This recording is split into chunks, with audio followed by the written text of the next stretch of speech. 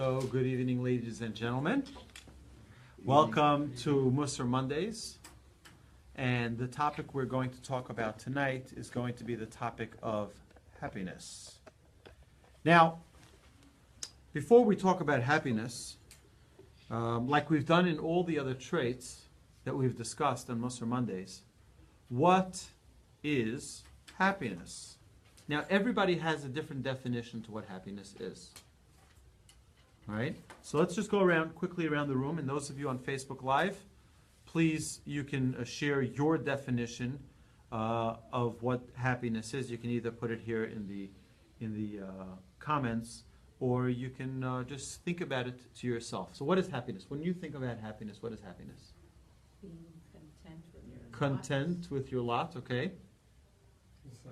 Same. Being content. Content. Being grateful. Grateful. Feeling good. Feeling good. Effusive. Okay. Translate. Just feeling really good about things. Okay, good. Being on a temporary role. Okay.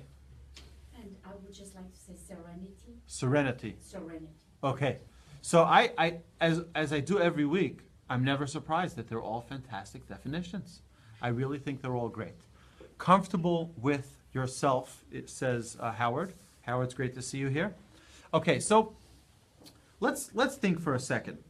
What is happiness? We're going to bring various different sources in the Torah where it mentions happiness. Okay, for example, it says on the holiday, V'samachta b'chagecha, and you shall be happy on your holiday.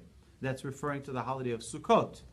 Okay, so we have the holiday of Sukkot, and Sukkot is a special day, a special time, a special festival of joy. And the question is, what is so special about that holiday that brings about joy? All right, so let's first, again, our number one goal is to define the trait. Like you have in the beginning of your Mida worksheet, you'll see here, family, we're grateful for what you have. That the family is healthy and safe. That's all correct. Thank you very much for your contributions on the comments. But if you have the Mida worksheet, you'll see that the first thing we have on every single week's Mida worksheet is definition. We need to define the trait.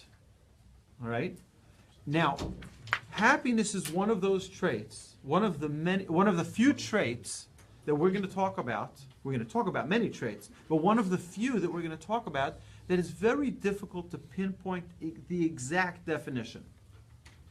Because all of the sources that we will bring will have many different components that bring about to happiness. Okay? So let's take one at a time. We'll bring these sources, we'll discuss them, and we'll hopefully come out with a very happy and conclusive definition to happiness and how to attain it. Okay? So, the first thing, v'samachta b'chagecha, and you should be happy in your holiday. So if you remember back when we did the high holiday prep, back in September and the beginning of October, we discussed the connection between Yom Kippur and Sukkot. Yom Kippur is a day of atonement, and 4 days later, we get into the festival of joy. Right? V'samachta b'chagecha. Right? Sukkot is called a chag. It's talking about that on the Sukkot we're supposed to be extremely happy. Mm-hmm. And what is the connection between getting out of Yom Kippur and going into Sukkot that leads us into this joy? So what happens when we go into Yom Kippur? There's a certain sense of trepidation, a certain sense of fear. Why? Why is there a sense of fear? Because it's a day of judgment. What's the challenge with the day of judgment? You want to be written in the Lamb. But what's the problem? Well, of course, that's what we want. But what's the problem? The problem is we don't know what the results are going to bring. Right? When we go into a court case, is the judge going to rule like this or is the judge going to rule like that? So we have what we call in Hebrew a safek. Right? We have a challenge in that we're not sure. It's the uncertainty of whether we're going to win or lose, whether we're going to get a good judgment or a bad judgment. And as soon as we complete that judgment on Yom Kippur, and we see that, guess what? We do have another year granted to us. What's left? Joy. Because we have no more of that insecurity. We have no more of that uncertainty. So when you remove uncertainty, it's one of the components of joy. Removing uncertainty. Right? It's not the only component, because we'll see soon there are many different components. Right? But one of the key, right? It says, En simcha kehatarat hasfekot. There's no joy like removing of the uncertainties. When you remove uncertainty, you're not sure. Are you going to get the job? You're not going to get the job. Right? Oh, got the job. Right?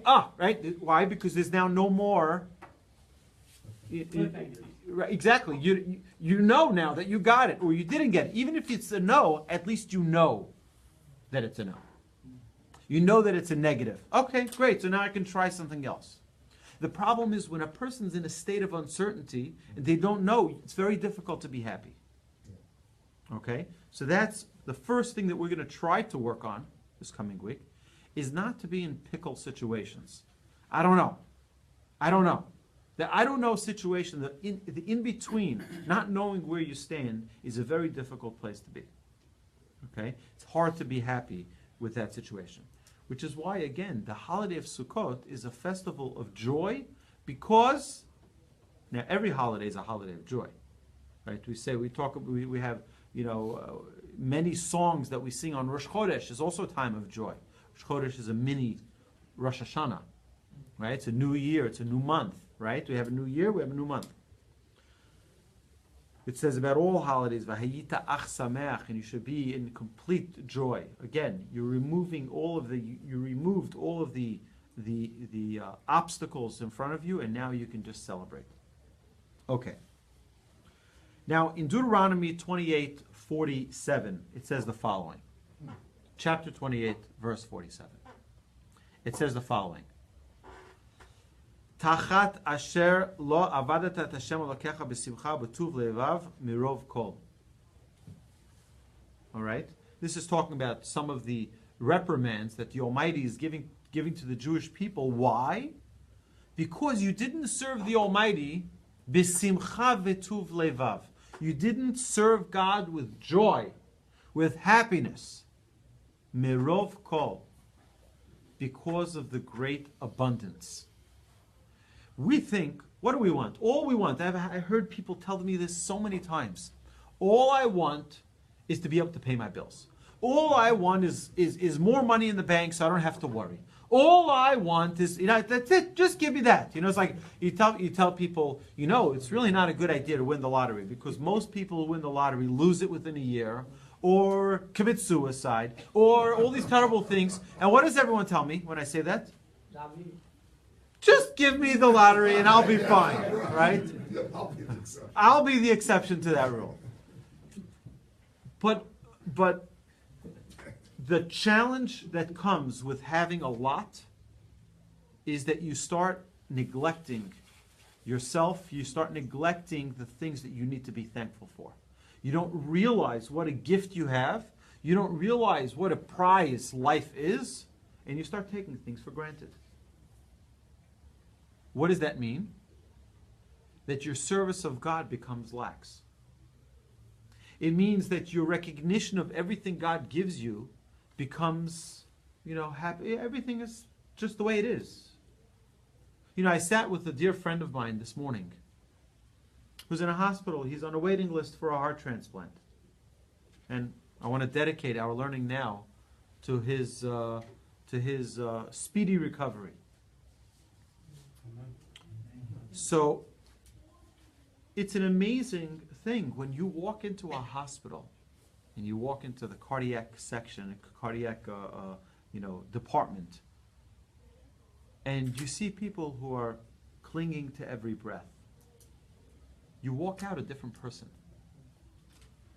It's better than going to any Mussar Monday class. Maybe not this one, but a different one, right? But it really is the greatest teacher on planet Earth. You know why? Because you suddenly realize how mortal we are. we realize suddenly how in no time God pulls the plug. We don't know if it's today, we don't know if it's tomorrow, we don't know if we're 120. We have no idea. But the mere fact that we have it today should bring us incredible joy. That's what we need to think about. Now, if a person is living with so much abundance and they have so much wealth, and today the decision is going to be, which car should I take? Or which house should I buy? Or which wife should I buy? Right?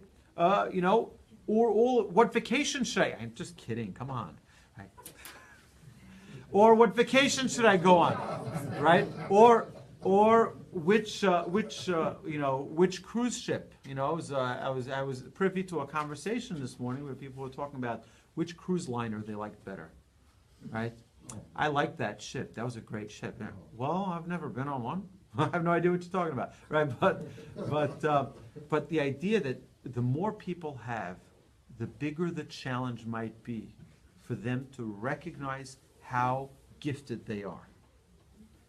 The biggest challenge on planet Earth, and we mentioned this a few weeks ago when we spoke about gratitude, right after Thanksgiving, is being thankful for every single thing you have, starting with every breath that you take. Start there. God sends us reminders. Sometimes we ignore those reminders.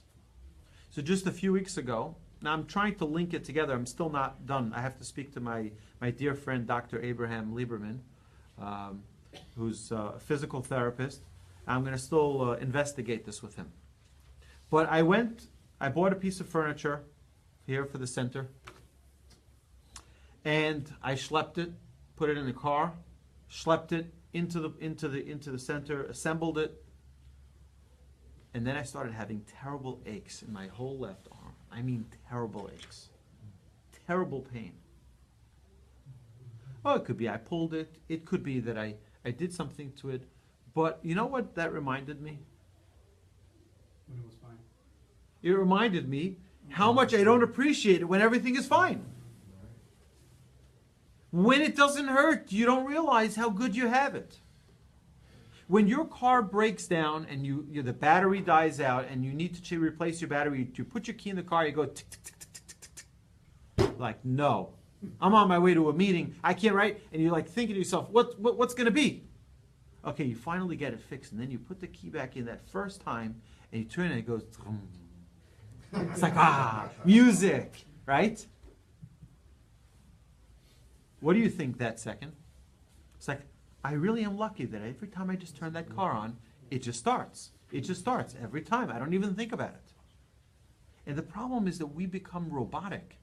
We just do things without realizing the gift that we have, the fact that we have a head over our heads, a roof over our heads, and that we have, carpet under our feet, or shoes and socks, and everything else that we have.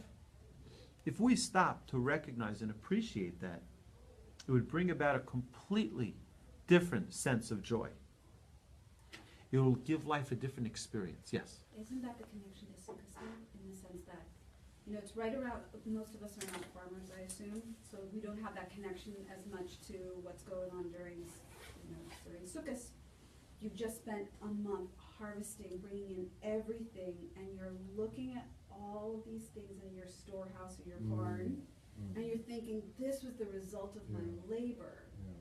But Sukkot is the reminder, like, no, this is because I brought you this good weather, your donkeys were alive, your cattle. Right. It's like that reminder of remember where it comes from. 100%. You're looking at, it was all of my work that did this. So I want to add to what you're saying. I agree. I like what you're saying. I want to add one other thing, though.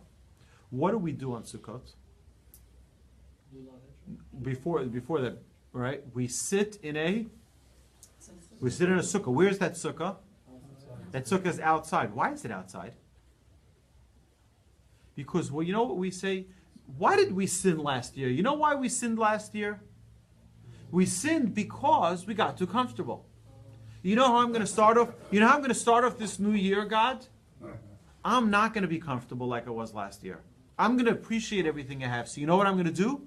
I'm going to move out of my house now. I'm going to start appreciating everything that I have in there. Move out. Get out of your ordinary routine so that you can start appreciating what you have. Appreciate how good you have it. Okay. So let's move on and see some more of the sources that we have in the Torah. It says she'ein shechina shor lo b'toch hatzvut. The Talmud in Tractate Shabbat 30b says the following: that the Shekhinah or the Shekhinah, the presence of God, doesn't reside where there's in any place that there is sadness, or where there's laziness, or where there's abundant laughter, too much laughter, overabundant laughter. People who speak futile conversation.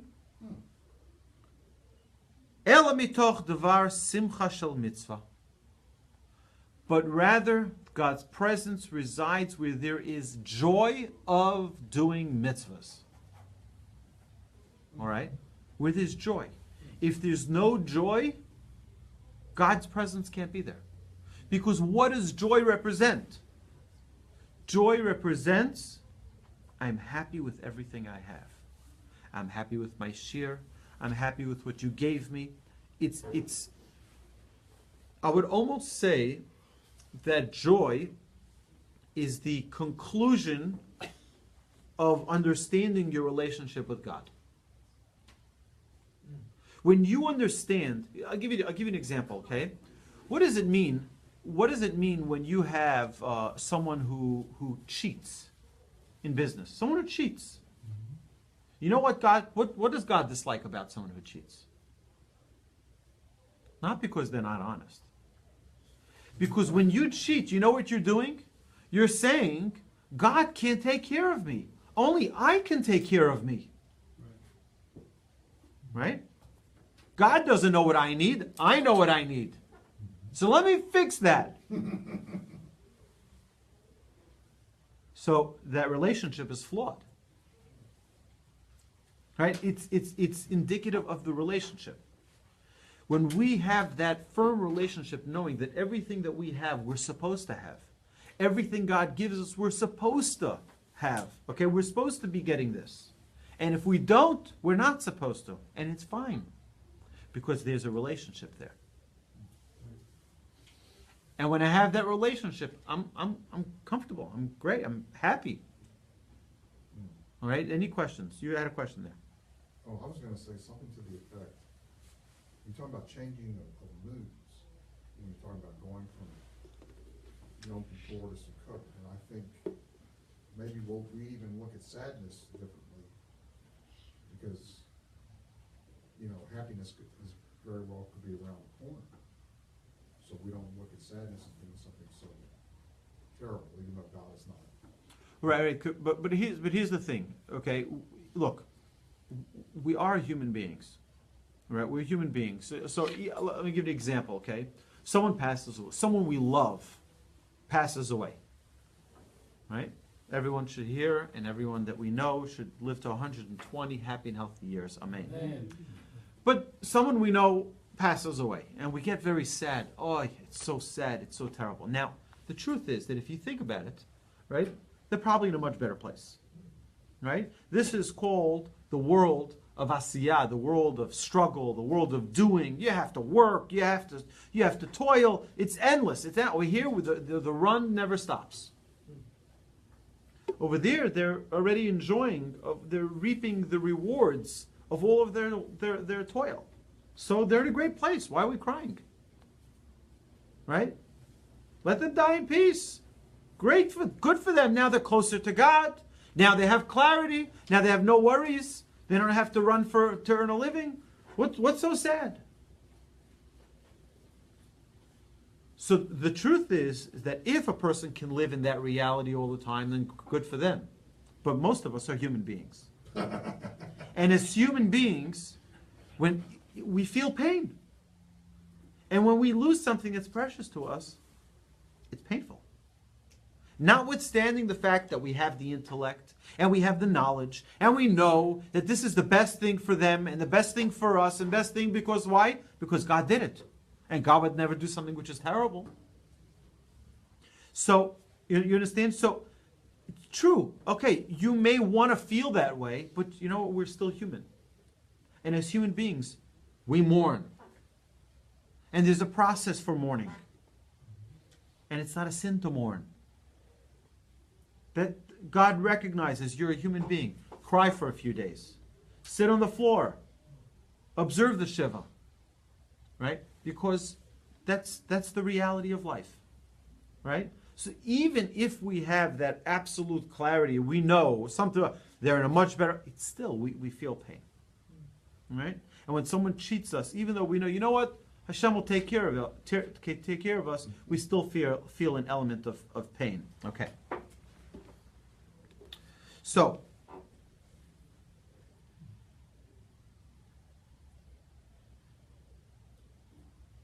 okay, they asked about, the Talmud asks in Ta'anit 21a, and why did they call Nachum Ish Gamzu? Why did they call him that? They called him Nachum Ish Gamzu. Why? Because every time something happened to him, he said Gamzu Latova. This is also for the good, and he used that as his his words of reinforcement, right? To remind himself, you know what? This is also good. Someone bumps into his car. Okay, this is also good, right? It's also good, right? It's a very important thing. We'll see in a minute why. Okay, it's a very important. There's a reason why I have it here in my notes, right? Because we'll see soon that happiness is not a destination. Happiness is a frame of mind. In order to attain happiness, you can't expect, you know what?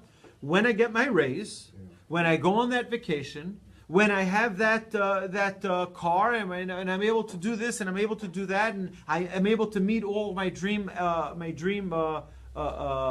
fantasy actors or whatever, then I'll be happy. And ask those people who had their dream come true. Did it make them happier? Perhaps momentarily. But that's not happiness. We're always taught to be in pursuit of happiness.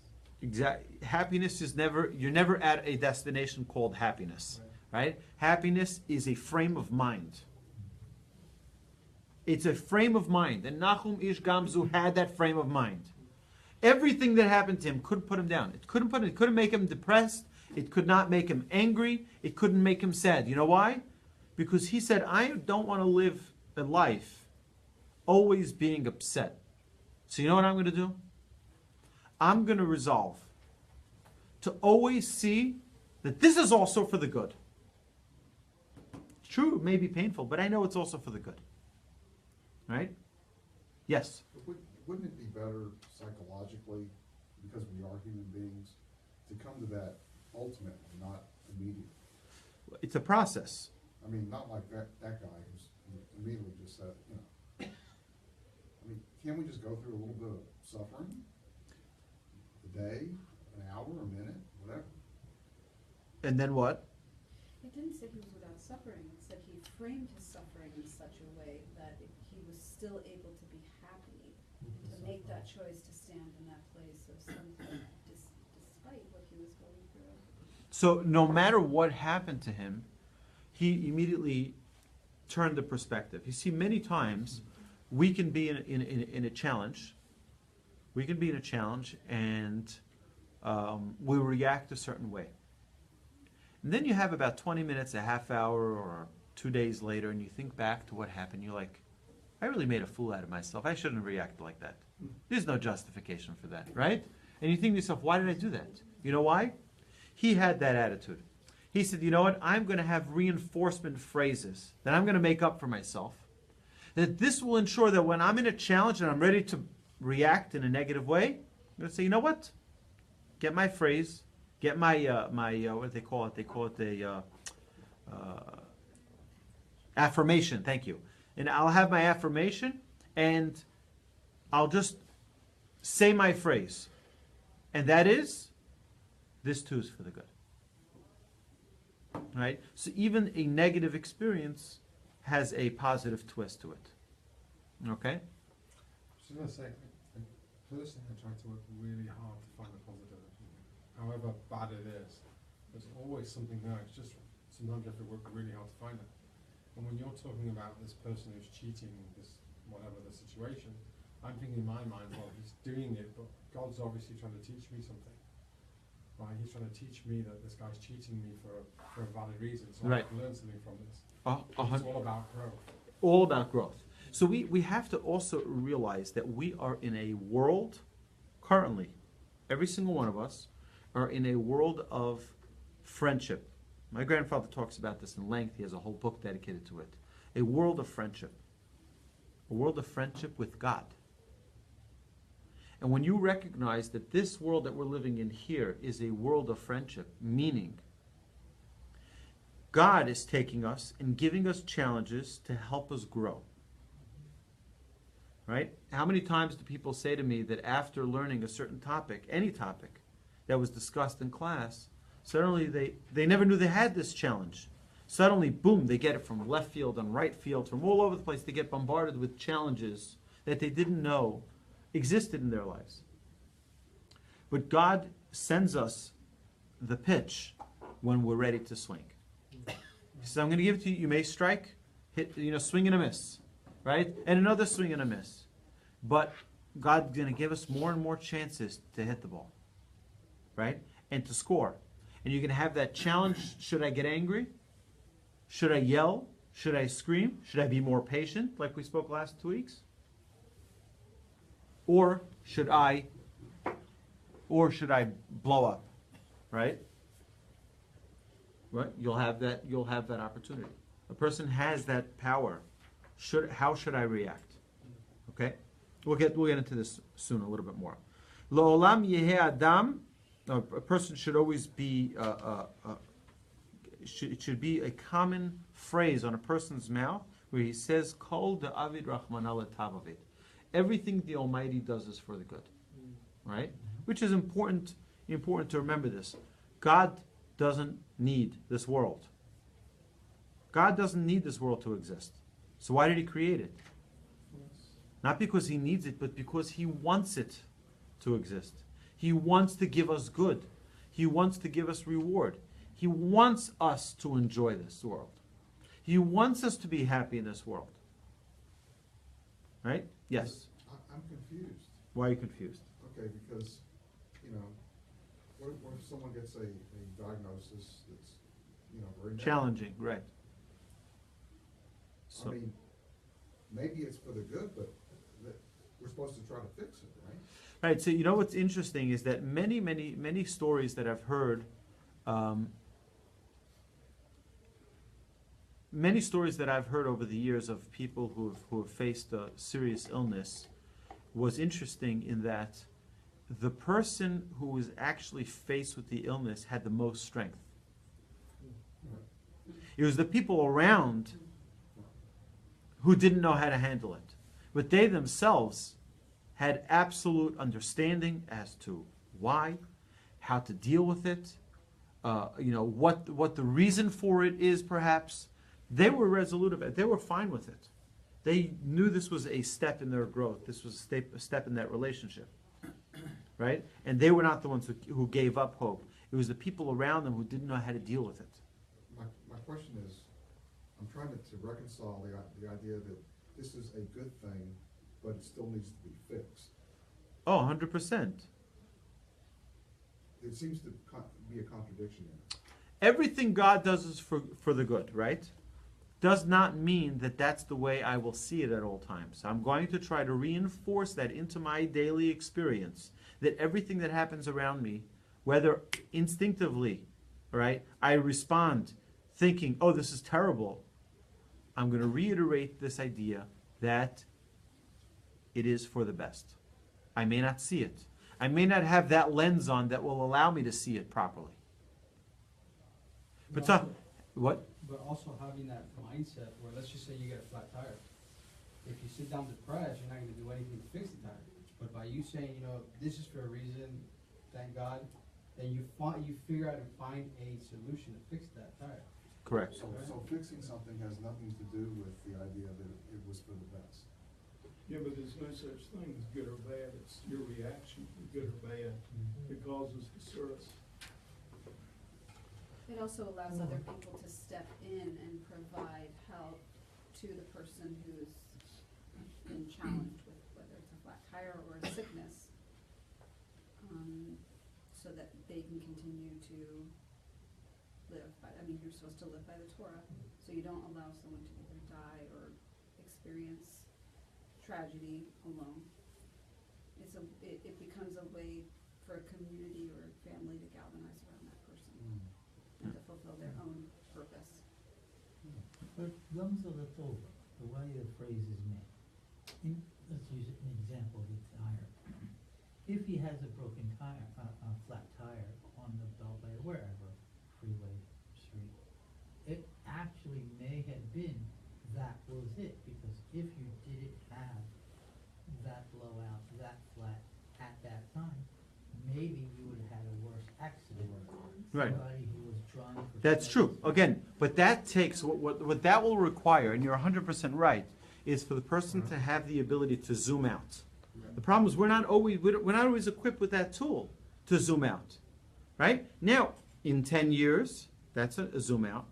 In 20 years, it's more of a zoom out, right? And suddenly you can start seeing a full picture like, wait, 1 second.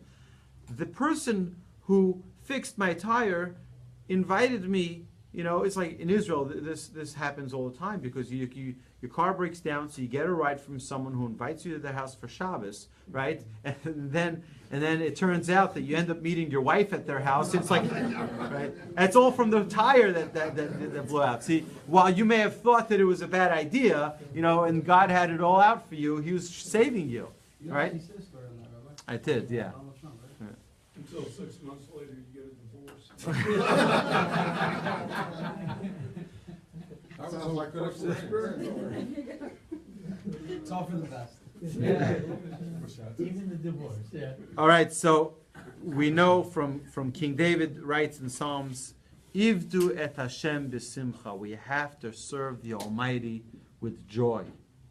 We must serve God with happiness. Why? Because happiness means we're in the game. Sadness means I don't want to deal with it, or I don't know how to deal with it, so I'm just pulling the plug on it. Happiness means, I'm taking every punch as it comes, right? And it means that I'm in that life of that challenge. Okay, whether I understand it or I don't understand it. We see that the Mishnah tells us who is a wealthy person. How do we determine wealth in Judaism? Right? If I were to ask any person, tell me what your definition of a successful person is. 90% of people out there, the other 10% of those who come to this class, will say, right? 90% of people will say, or 99%, successful person means someone who's made it in business, right? Right? Has a good job, has a great career, but that's not a successful person per se. Successful person, someone who raised a good family, someone who's happy, someone who's content, right? That's the definition that we give for success in Judaism. Ezehu Ashir, you want to know someone who's really successful? Hasamech b'chelko, someone who's happy with their share. They're happy with their share. That's someone who's really got it, right? Money in the bank, but miserable, right? Doesn't help anyone.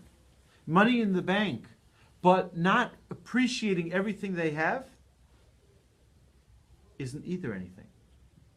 But someone who has or doesn't even have, but is grateful for and thankful for everything they have, that is success. That's what we call success. Okay? So,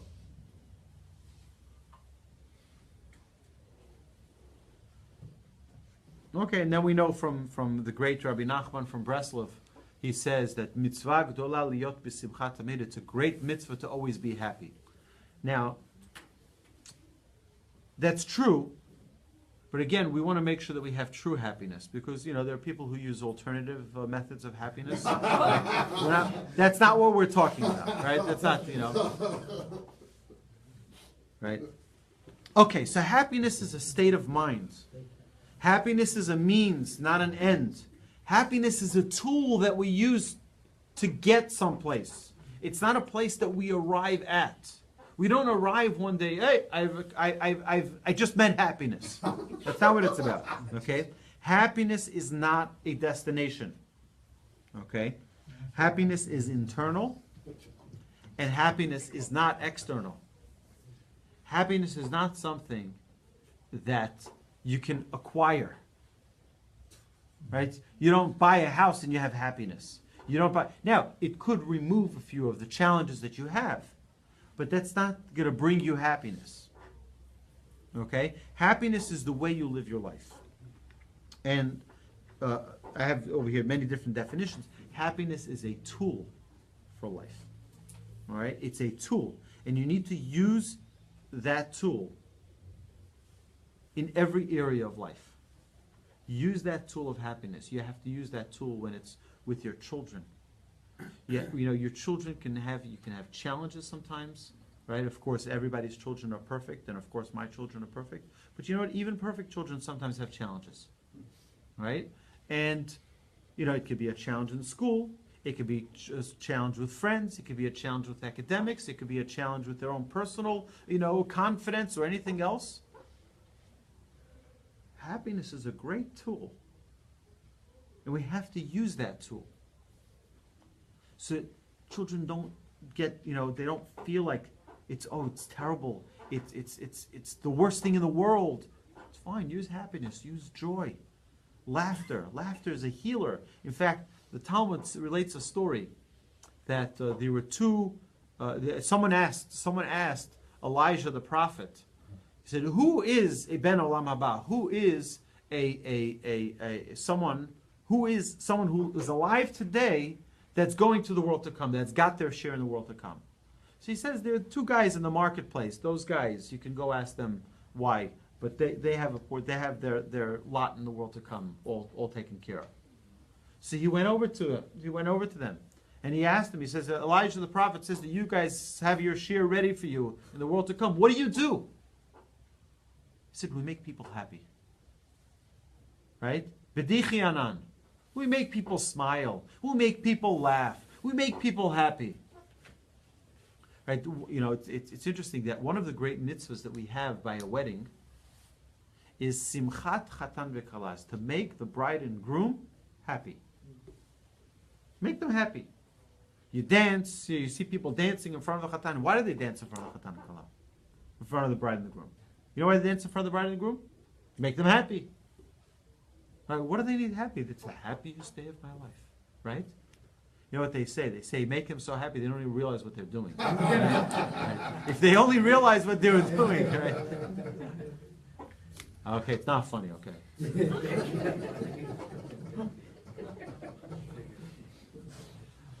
Smile. But the truth is like this, is that there's a concern. Every person has that same concern. When they get married, they're like, I don't know. How is this going to go? It's very interesting. You want to know something? It's not really so related to what we're talking about, but I think it's critical that we mention it if we're talking about marriage. The Talmud says that in Ma'arava, right? In Ma'arava is in the West. In the West, they would say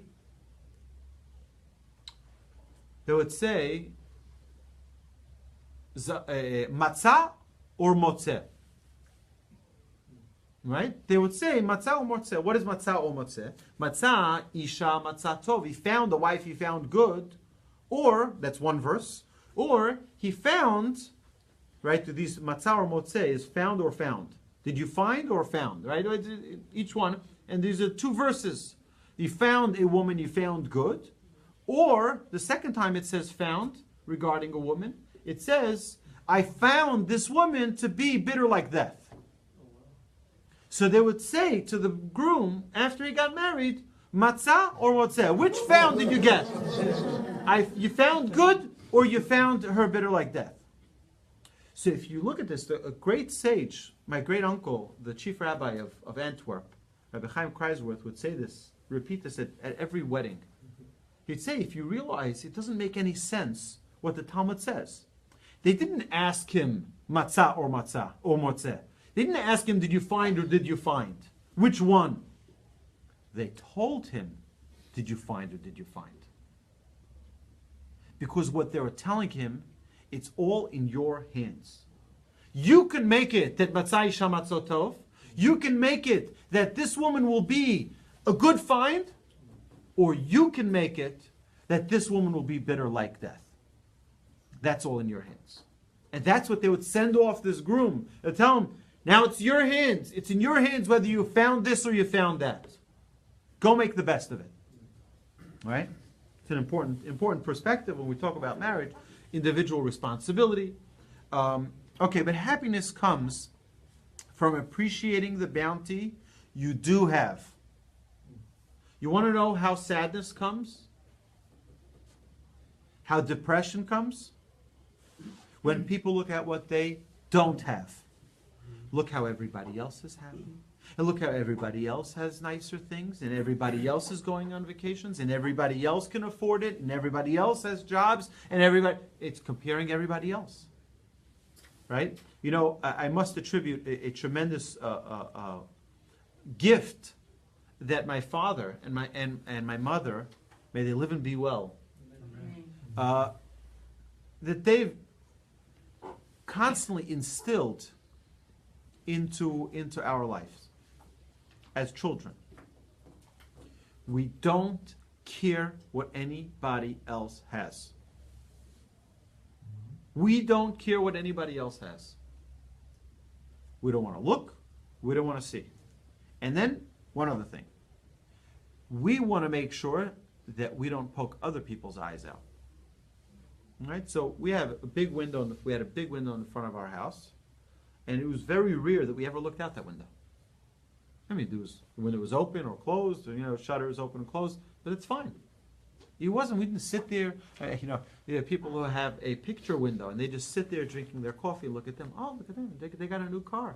Right? Look at them. Is that a new dog? I don't remember. Is that the same puppy that I had last time? They're looking and looking, constantly looking at what everybody else is doing. What everybody else is. Is that a new sweater?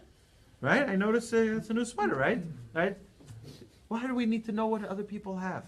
Why are we comparing? Why do we care? Why are we doing it to ourselves? You know the way we should be? We should be like the horses. They have those blinders, right? And they just don't look anyplace else. You look in front of you and that's it. You look what you have and that's it. Look in the mirror. See how great you have it. Don't look at other people.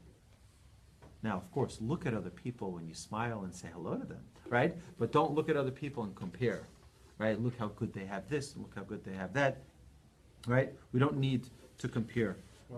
Yes. Because ultimately everybody has their own challenges. Everybody, exactly. And if you can live with that and accept that everybody has their own challenges, whatever form they come in, whether they're multi-millionaires or the poorest person on the street, everybody has challenges. That's right. So, I don't know if I want what he's got because I only see what I want to see. You know what they say? They say that everybody, all the kvetchers came into one room. And they said the rule for all the kvetchers is bring all your bag of problems. And they're going to do a grab bag, and everyone's going to put their problems in the middle. And then everyone will pick all the neighbors' problems that they want. You know what everyone picked? Their own problems. Right? They picked their own problems. You know what?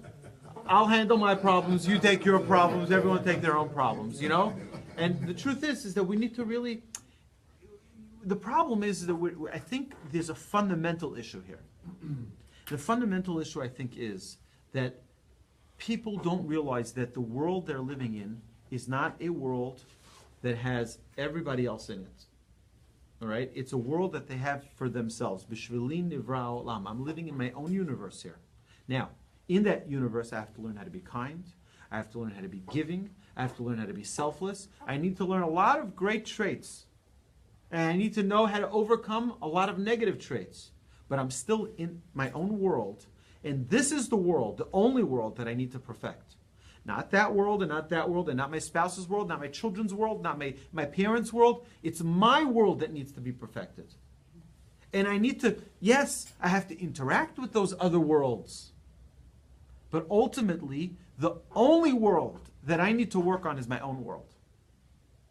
And I have to utilize all of the great skills and talents that are around me, and all of the wonderful minds, and all the wonderful people, and the helpful hands that are around me, to try to bring this world that I'm responsible for right here to be the best world it can be.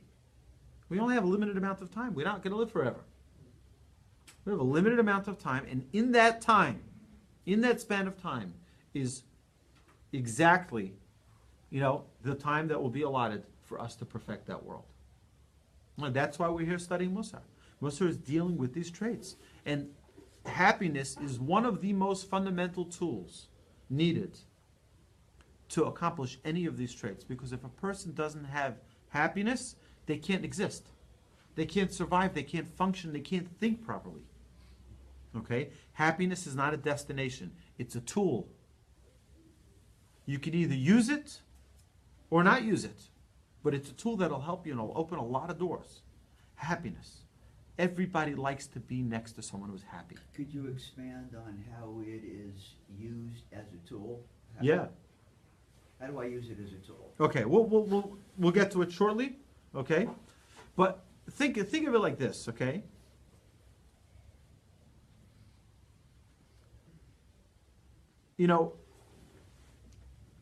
I've been in many situations. I've seen many people dealing with struggles, right? Challenges, failures. Without joy, without happiness, they can become a total mess, right? But with a little bit of joy, of encouragement, of happiness, right? The whole perspective can change. They look at the positive that came out of it, right?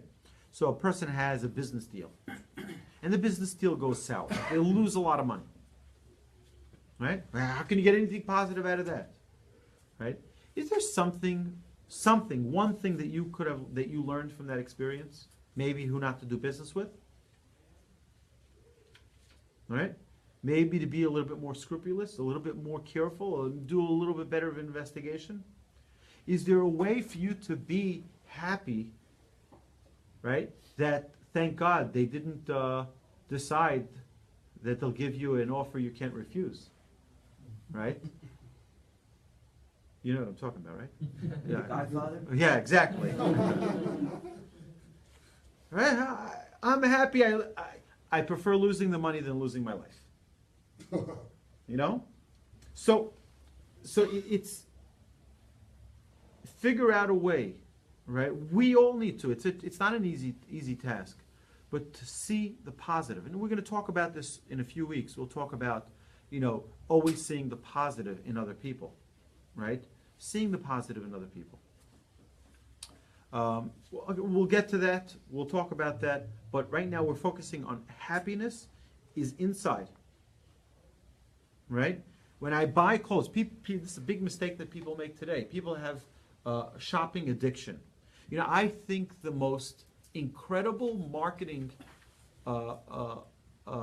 tool any company has ever created is the one-click purchase by Amazon. But I think the worst thing for mankind is that one-click shop button by Amazon. You know why? Because how many people here have placed things into a shopping cart and have later said, you know what? I really don't need it. And you take it out. Right? That's what they're trying to get rid of. They don't want you having something in a shopping cart and having a chance to think about it. The problem is that you're not even going to have a chance to think whether or not I need it. I see it, impulse, one-click, shop, done. It'll be at my doorstep in 2 days. Right? Amazon gives you the opportunity to cancel it. Right, of course they give you the opportunity, but the idea is you don't even think about it because you're looking at the next product. That's why they all say immediately after you shop, what do you have in front of you? You want In to small send it letters, say your order number is, but people who purchased this also purchased, right? So don't think about what you just purchased. Think about other things you can purchase now. Not even giving you a chance to think. That's how terrible it is. Actually, today I bought a gift certificate to print online, and I accidentally bought 2 of them. And I kept it because I said, hey, I can spend it. There you go. There you go. It sounds like there's no happiness without gratitude. There And it is none. seems There's like none. Simcha is 100%. actually, I'll bet it's closer to a verb. The etymology of it is probably closer to the verb of gratitude or of Right. So active. there's no question. There's no question that without gratitude, there is no way in the world to achieve happiness. None at all. It is impossible. They go hand in hand. Yes. For me, and for my grandfather, our favorite prayer is the Shekhinah prayer. Right. And I think that says it all about what happiness is, because it's not a prayer asking for anything.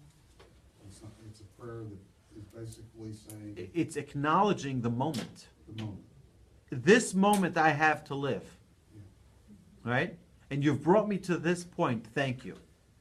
Right? And that's we'll see this in a minute, okay? We'll see it because we have many we've said this so many times throughout our classes over the years.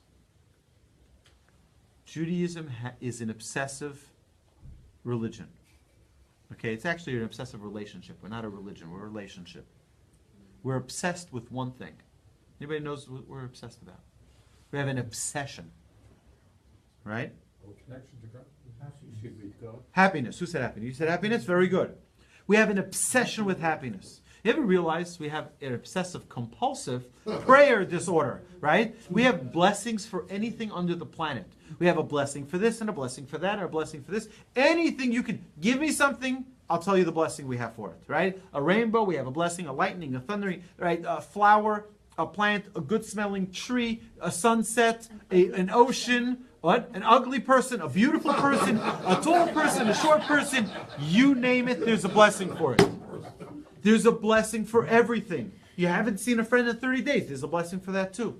Right? You wear new clothes, you buy a new car, there's a blessing for that. There's a blessing for everything. There's a blessing when you wake up in the morning. There's a blessing when you wash your hands. There's a blessing when you go to the bathroom. There's a blessing when you get dressed. There's a blessing when you stand up. There's anything the blessing when you everything that we do, there's a blessing for. Why?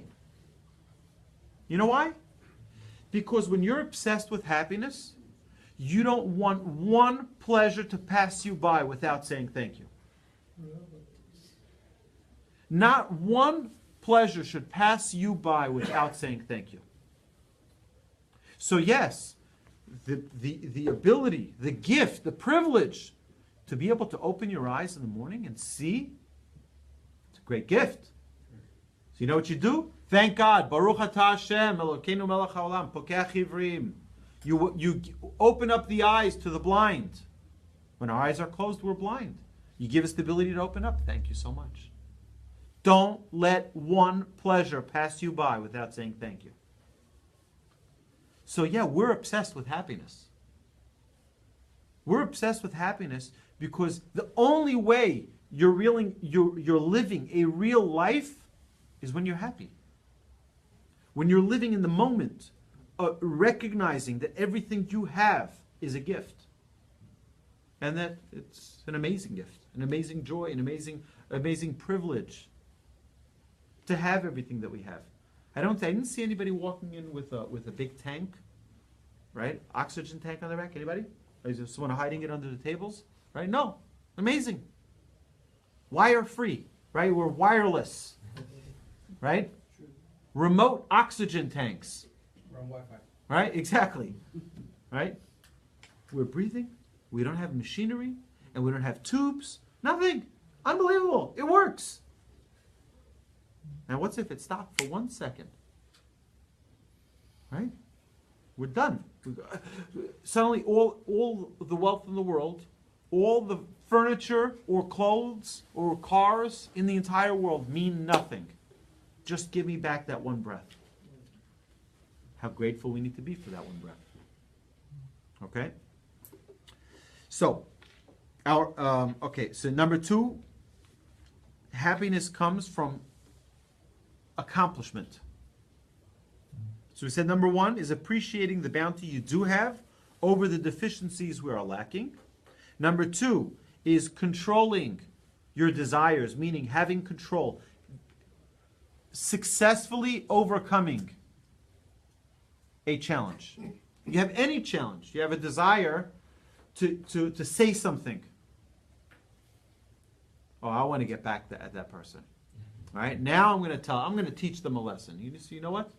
You finally have that opportunity, and you see, I'm going to overcome. I'm going to be the bigger man. I'm not going to say something. I'm not going to say anything. Right? That is happiness. Content within enough that they don't need to knock someone else. They don't need to hurt someone else in order for them to get their own joy, in order for them to get their own elevation.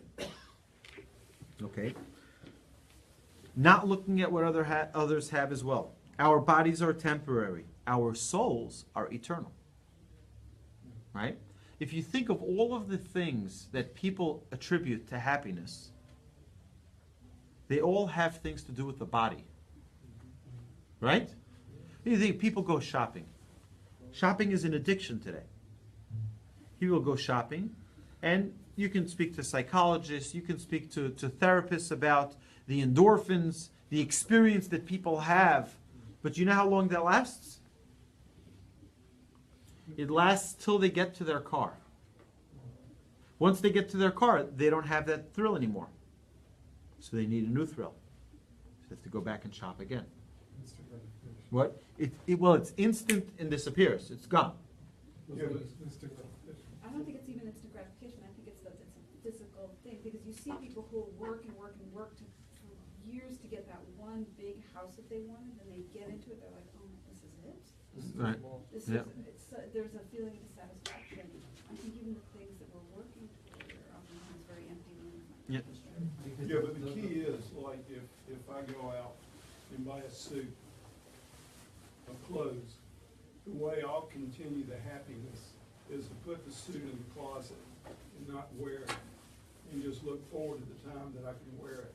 So there's satisfaction in looking forward to something, knowing that once I drive that car out, it depreciates. Once I put on that suit, the value of it to me emotionally depreciates. So I'll buy, it's not I'll buy clothes and stick it in the closet for a while, and have that satisfaction just looking forward to working. Al, you're saying it right. I want to add to it that anytime a person is able to control their desire, okay. So, for example, I've done this numerous times, but think of this experience, okay. You're waiting for something to arrive on Amazon, from Amazon, okay, and finally, what's that? Finally it arrives, and you're so excited. Oh, I've been looking for this. I've been waiting for this. I finally got it, right? So what do people do? Got it. Open the box. I'm so excited. I'm going to use this toy. I'm going to use this gift, whatever it is. Okay, great. So one of the things that my grandfather tried to teach us is to give it some time before you open that box. Right? Just because I'm in control, that's why. Because I'm in control. It doesn't control me. I control when I want it. Right? Now, I can leave the closed box right there on the shelf, and when I decide I'm going to open it, when I'm going to be, right, I want to demonstrate that control. Demonstrating that self-control. Why? It's the same difference, though. Why? Because when the box is there, you're going to open it. That's control as well. You control to open the box. No. The impulse is to run open it. It's different to watching a movie and not watching the end of the movie, because you have complete control of that and go, you know what, I'm going to walk out because I have the choice to walk out this movie at the end of it, 10 minutes before the end, so don't watch the end of it. Well, in some way that might be a parallel example. In some way that might be the same thing. But think of it like this, okay? After a fast, What happens, Yom Kippur or Tisha B'Av? What happens? So it's like the fast is over at 7:34, and what happens at 7:33? Everyone's rolling up their sleeves, right? And everyone is filling up their plate, and everyone is ready to attack. Yes. Forget Yom Kippur. How about Every this? Shabbos by the Kiddush. How about this? You know what? I'm not going to eat till 8:30. I can last another hour. It's fine. Let me learn a little bit. I will share a story about my son. Aren't you trying to be arrogant in that No, situation? no, you're trying to be in full control. You're trying to be fully human. Leave the animalistic instincts. Except you're never in full control of Hashem. No, you can be in control of your response, of your reactions. Why can't you wait Right? 2 hours? I want to share with you an amazing story. This is when my son was 8 years old. All right? Now, I tell my children this, and if you ever see them like this, please tell me. Okay? But I tell them that one of the things I dislike most about any synagogue experience is the way people act by Kiddush. You see the absolute worst traits by Kiddush.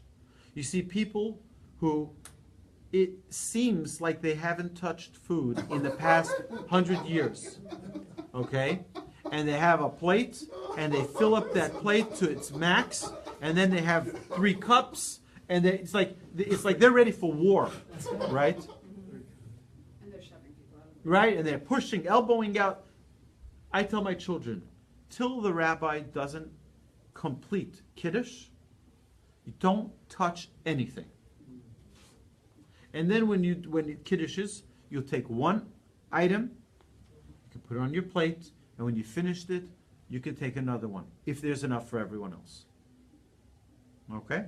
That's the policy. It's not always easy.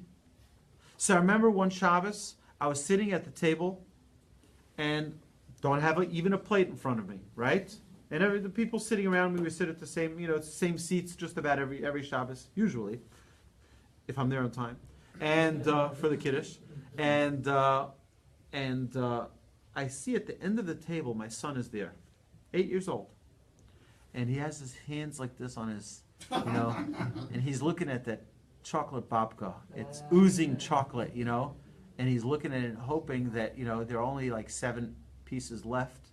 And he's hoping that by the time the rabbi finishes Kiddush, there's still going to be a piece left, right?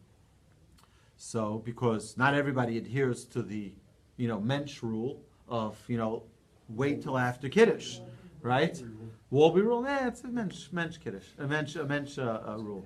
So, so the rabbi begins the Kiddush, and 2 more people come and, take a piece, and he's like looking. And he didn't see that I saw everything that was going on. He didn't see. I saw it from the other end of the table. And, another person comes, and the rabbi's, finally getting to Baruch Atah Hashem, another piece is taken. Elokeinu melech haolam, another piece is taken. Now there's only 1 more piece left. And you can see it on his eyes. He's like hoping nobody's going to take that piece. Borei priha. And someone comes and takes guffen. And the last piece is gone. And I can see in his face the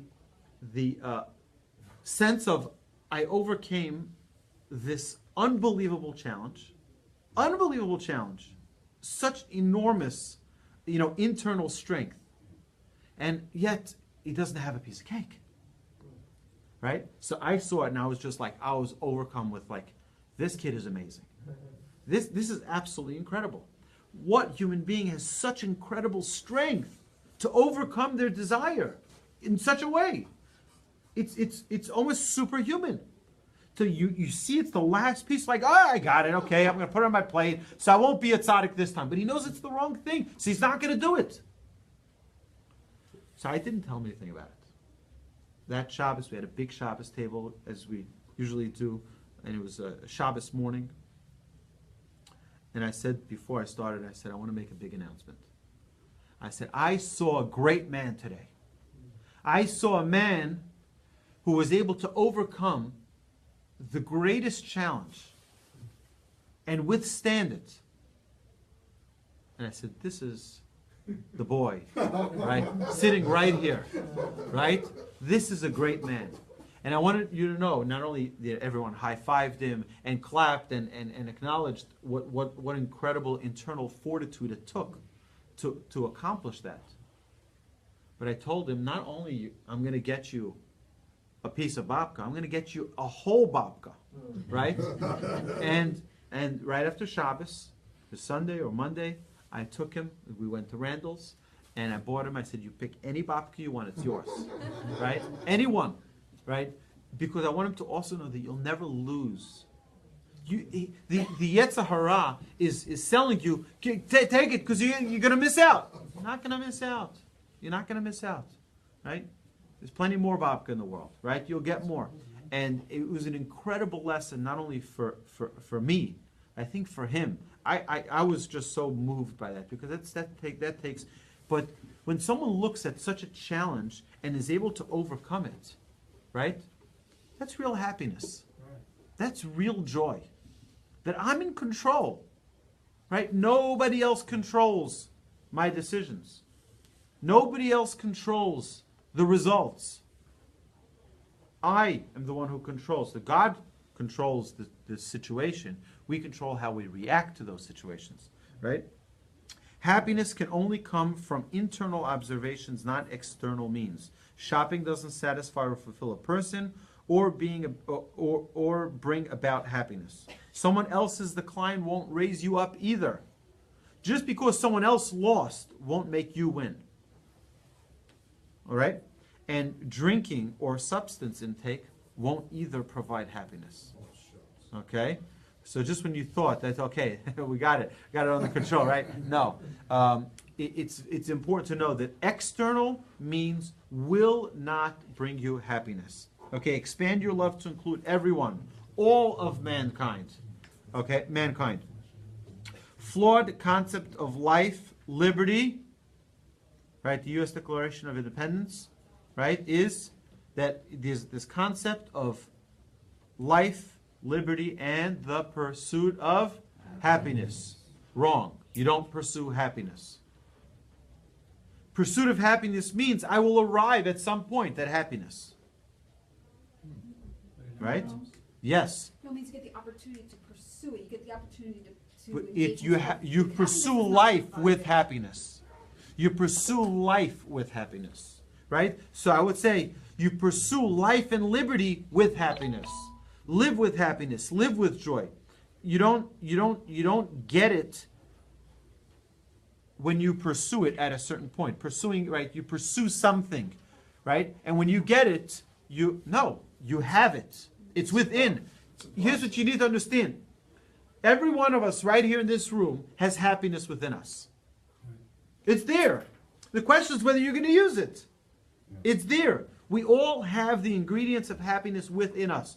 You don't need a car for it. You don't need a house for it. You don't need a spouse for it. You don't need children for it. You have it within you. The question is whether you're going to bring it out. Now, I know many people who have all of those things and are still unhappy because it's still within. It's got to come from within. Okay, we have a lot more to cover and we're really out of time. So let's see. Should we do happiness 2 next week? I hate to do that. Hey, Rabbi, should we pursue anything? your You purpose. should, well, yeah, you should pursue life. Pursue life. Live life to its fullest. Right? I do a mitzvah. Well, of course, God gives us the manual of living. He tells you, listen, you want to maximize life. This is the handbook. You have to understand. You know, when you buy a car, you want to know what type of fuel to put in that car? Open up the manual, and Mr. Toyota will tell you what type of octane to put in there. Right? It's not going to... Well, I decided that Mr. Lexus has no business telling me to put premium unleaded in my car and spend 50 cents more per gallon. Who does he think he is to tell me to put a higher grade of gasoline? Right? What's in his business? You're right. You know what? Put in whichever one you want. What's going to be the result? It's not going to drive well. You're not going to have the full experience. You're not going to maximize pleasure. What's God's business? What I fuel my body with, kosher or non-kosher? What's it his business? Right? It's not your business. You're right. You know what? Fine. You're not going to maximize pleasure. He's telling you, listen, I created you. I'm giving you the manual. You want to know how to maximize this machine called human beings? Here's the manual. And guess what? Why would we not use it? The whole world hates us because we have it. And then we say, you know what? Well, let's put it on the other shelf because we don't really need it. Right? You want to know how to raise children? Look at the Torah. You want to know how to be a good spouse? Look at the Torah. You want to know how to be a good child? Look at the Torah. I mean, the Torah is the book that gives the manual for living. That's what it is. Manual for happiness, too. The manual for fulfillment. Manual for overcoming challenges. I mean, anything that you want to learn, that you want to attain in life is right in there. You can also see the negative things. You can see what the results were for them as well, for the people who acted and utilized this world in a negative way. Okay? We have so much more to cover. It might not be, we're not doing justice. Oh my goodness, I don't even know how we're going to do this. Part two. Yeah, we're going to have to do a part 2 next week. We All can right? pursue it next week. We'll pursue it next week, exactly. So, I want to thank everybody online who's joining us. I want to remind you, we have a Mita worksheet. We'll have a few minutes now. We'll turn off Facebook Live. But if you do want a copy of this Mita worksheet, you're welcome to email me at awolbe@torchweb.org, and I will happily send you a PDF of this sheet, and you can use it when you listen to subsequent classes, and you can use it. Now, this worksheet, okay, it says on top private, because it's only for you. You don't have to give it to me, right? You keep it for your own records. I will keep on having them, God willing, every week here so that you can use them. Put your name on top. The midah is happiness, simcha, which is joy. And define the trait in your own words. Introspect. Where do you stand with this trait? Are you a fully happy person? Could use some improvement, right? Are you all the way there, or you're never happy, always happy? You can mark yourself. And then practical work on this trait. What would you like to accomplish with the work in this trait? What tools do you currently possess that can immediately be employed to help affect a small measure of change in this trait? And then accept upon yourself. I accept upon myself to work on this midah, this trait of happiness, in the following way. And you could put for yourself 3 times a day, or 25 minutes a day, or 100 times a week, however many times you want, but do it by day. And I will, be thankful for the things I have.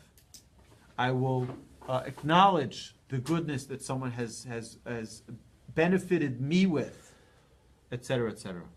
So let's have a week filled with joy. You have time now to work on to fill out your worksheet. And please, if you like this video, if you like this class, and for those of you online, if you like this video, then please like it online and share it, please, so that we can ignite the torch of Torah to the world. Amen. Thank you. Have a good night, everybody. Zach Lowe.